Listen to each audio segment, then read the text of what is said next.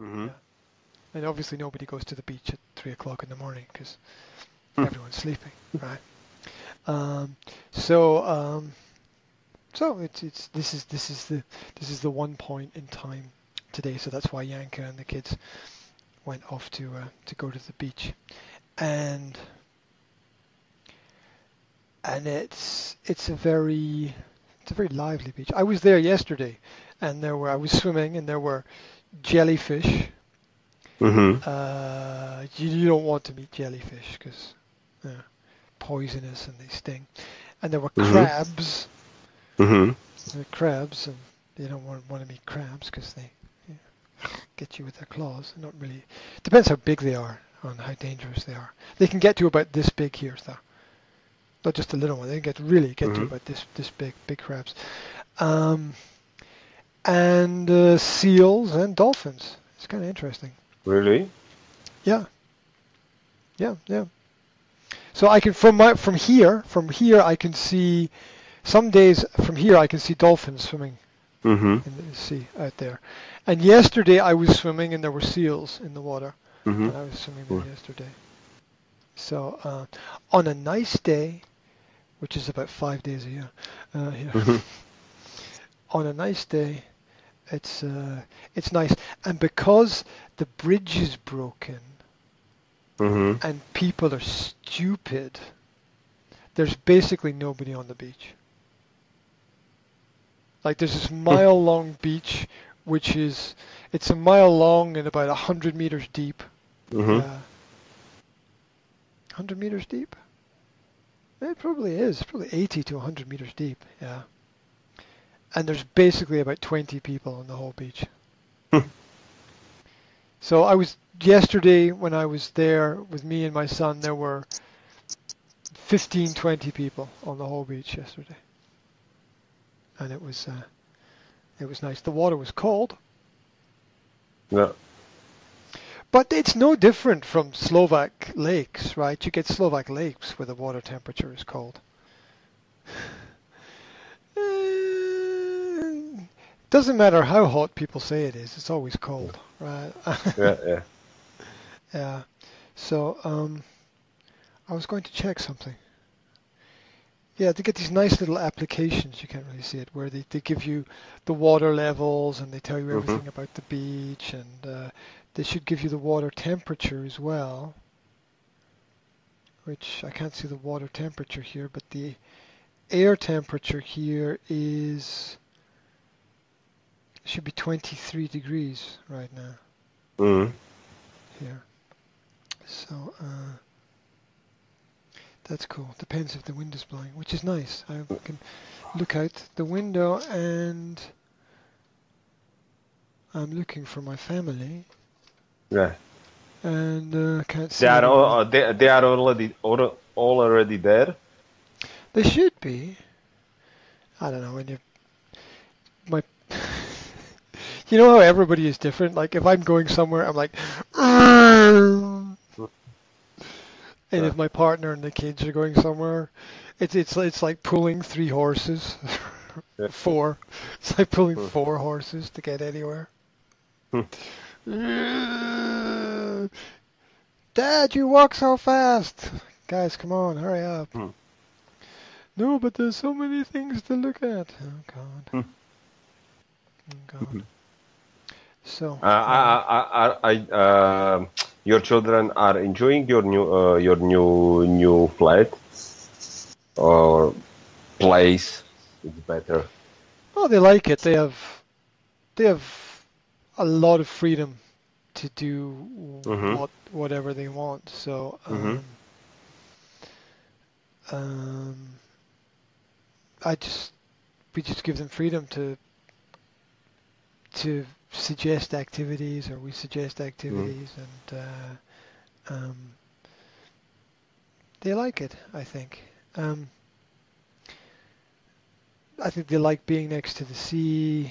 I don't know. It's different. You know how adults look for different things? Adults Mm-hmm. see the world differently from children. So the classic example is the the amusement arcade where there's lots of video games, where children love it, but adults usually hate it, right? So,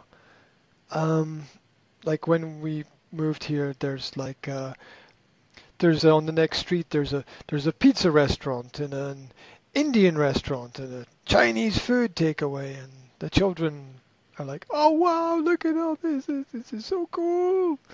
And you know, as adults, me and my partner are like, "No, that's bad food, kids. That's bad food, right? That's fast food. Yeah, you want to eat something a little bit more healthy. Yeah." But the place has all the positives and negatives of a small town.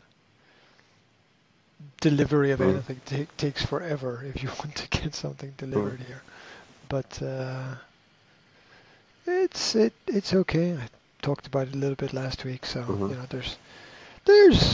we have a car right now, so we can travel. But I don't want to have the car because I think that money can be invested in other things and be more productive. But we will see. We will see how it all works out.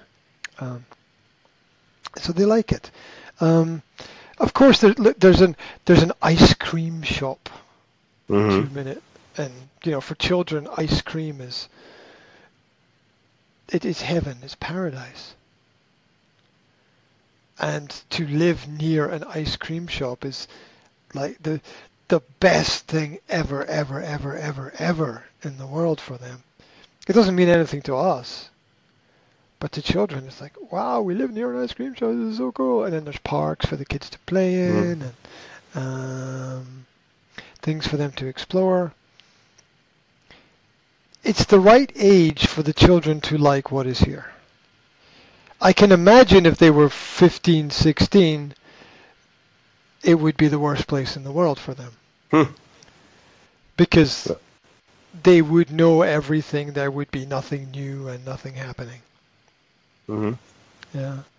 But right now it's fresh and really interesting. There was a regatta yesterday, like a boat race for sailing boats. And that was just right in front here, so we could look out the window and see all these beautiful sailing boats. And it makes a difference what you can see around about you. Just people don't pick their place to live. Or I'm not speaking about you, I'm speaking about people in general. They don't pick the place to live or the place to build their business carefully enough. They don't think about it carefully enough. I'll give you a positive example from today. The local chamber of business that I'm a member of, they just moved their offices from this big old Scottish building that was like a castle, which was really cold. They just moved it into the new leisure centre that was built. Great move, right? If you're promoting businesses, you're going to be in a healthy environment. You're right next to lots of services. Great move, fantastic move for an organization like that. But people don't think a lot about how much what they see every day affects the quality of their lives. It makes a difference if you can look out of your window and see buildings, and if you can look out of your window and see forest or fields or countryside or water. See, I'm a water person. I don't really know what that means. I just know that it means I like being next to water. Yeah, I just like it. It makes me feel good. I like it. Some people like forests. Some people like... I don't know what other people like, right? Everyone's different, yeah. So I like to be next to water, and the idea that I can look out of my window every day, or I can work. I can work, and at the same time as I'm working, I can see the sea. No, it's very distracting because the sea is actually more interesting for me than my water. I just look at the sea all day. You are dreaming. Yeah, you do that because you could. I don't know. I don't know if other people have that. Maybe other people hate the sea. I don't know. But it's just like I see the sunlight reflected on the water, and when on a nice day, it's moving. It's constantly in motion. There's a lot of things from life that we can get out of that. That nothing is ever really stationary, right? And the sea is like a perfect example of that. It's also a perfect example of something you have to respect. You can go and swim in it and it brings you joy, but it's also full of things that can eat you and kill you and are kind of dangerous. So you have to be careful. Yeah, like you don't want to get stung by jellyfish or something like that, or sharks. There are actually sharks out in the water. There, they don't. Yeah, they don't come in close to land. So it's like nobody has ever been attacked by a shark, as far as I know. I've heard stories of people, but I think it's just stories. I don't think it's true. Yeah. So they are out there somewhere. It's the ocean. It's deep. It's dark. It's dangerous. I was reading about the history of this place, and in the early 1800s, can't remember exactly. It's in the first 10 years of the 19th century, between 1800 and 1810. On Christmas Day, all of the men from the village went out fishing on the boats, and there was a big storm, and only 2 old men survived. All the other men from the village were killed because of the storm on Christmas Day. So you have to respect the water, right? What brings life can also bring you death. So we have to be careful. But it makes a difference what you can see around about you in terms of ideas and inspiration. I don't know if you've ever had that experience of being in the hatta or the cottage or near the forest, and the air is different when you breathe it. Yeah. The air is different, and when the air is different, you feel different. Now, for some people, that's not comfortable because it's not normal for them. But really, I think that what people are usually breathing is some kind of life and some kind of energy. And for everything we do in our family and in our work, we need some source of energy, right? That we can hold on to, that we can plug into and recharge personally. And if you look at, if you look at anyone who's successful and happy, I don't just mean successful in business and has money, because there's a lot of people who have money who have very unhealthy lifestyles. Yeah. So I think if you're looking at, and they're not really happy, the fact that they're unhealthy is just the fact they're not really happy. They have 3 marriages and 12 children and never satisfied. They're fat. They're always fat as well. Anyway, the point is that we need something to plug into, and for me, being next to the water is something that's really powerful. Like, to be honest, yesterday I was having a really bad day with technical things not working, and if I'm having a bad day, everybody knows about it, right? Because things are flying across the flat, right? I'm like, this thing doesn't work, and then going in the water completely changed that. I went to the beach. I went in the water, came out of the water. I was like, it's like the water washed away all the problems. and I was able to relax. Mm. So I think it makes a big difference, and a bigger difference than people realize. You understand the principle because you have the flat on the top floor, right? Mm-hmm. Yeah. So you've got the view and more light because you're higher up, and you probably see how the sun transitions around. Yeah. And then if you look at where sensible, intelligent people build their houses or their properties, it's always built in a way that catches as much light as possible. Mm-hmm. Because the light is energy. It's like a lot of people in their business, in their work, in their life, they get tired. We all get tired. Yeah. Might just be we had a long day. It might be we have a long week, a long life, troubles, problems, whatever. We get doing too much. We get tired. And it's necessary to get new energy. Mm-hmm. And there are only really a limited number of ways that we can do this. And the number one way is through light. Because the reason why the reason why everything lives is because of the sun. No sun, nothing, right? So everything that grows, everything that moves, everything that lives is fed energy by the sun.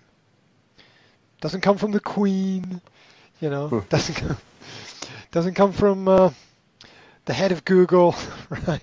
Doesn't come from NASA. Doesn't come from your school teachers. Comes from the sun. And so the more you can expose yourself to a lot of sunlight, not too much, but a lot still, then the more your body is charged with energy, and the more energy you people have in general. And also when you're near water, not only does the sun shine down, but it hits the water and reflects back off the water as well. And there's things like water burn and wind burn, not just sunburn, but water burn and wind burn. Like the water burn is when you're burned by the sun off the water, reflecting off the water, and wind burn is when the wind is blowing the hot air at you, which happens a lot in windy places like here in the north of Scotland. That's possible.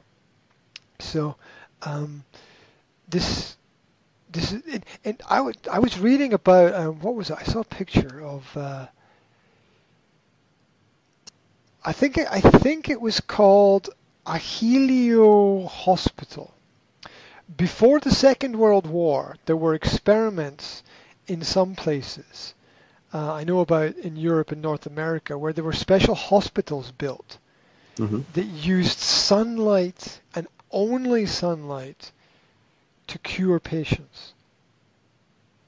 Now, obviously, they were in a controlled environment, and the food and the diet and everything was controlled, but the main ingredient of their healing was sunlight. 75% of people in Britain suffer health problems because they don't get enough sun. I read this from a magazine in my parents' toilet.